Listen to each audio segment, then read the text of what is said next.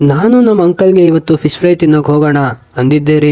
ನಮ್ಮ uncle address ಹೇಳ್ತಾನೆ ನಮ್ಮ ಚಂದಾಪುರ ANR ಕಲ್ಯಾಣ ಮಂಟಪ ಓಲ್ಡ್ ಬೆಸ್ಕಾಂ ಹತ್ರ ಫಿಶ್ ಫ್ರೈ ಇರೋ ಸೆಂಟರ್ನ ತೋರಿಸಿ ಅಲ್ಲಿಗೆ ಕರ್ಕೊಬಂದು ವಿಡಿಯೋ ಮೂಲಕ ನಾವು ಜನಕ್ಕೂ ತಿಳಿಸ್ಬಿಟ್ಟು ನಾವು ತಿಂದು ಟೇಸ್ಟ್ ಮಾಡೋಣ ಅಂತ ಹೇಳಬಿಟ್ರು.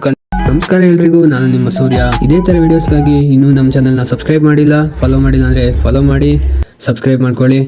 ನಾವು ಇವ್ರ ಹತ್ರ ಇವತ್ತು ಜಿಲೇಬಿ ಫಿಶ್ನ ಟ್ರೈ ಮಾಡಿದ್ವಿ.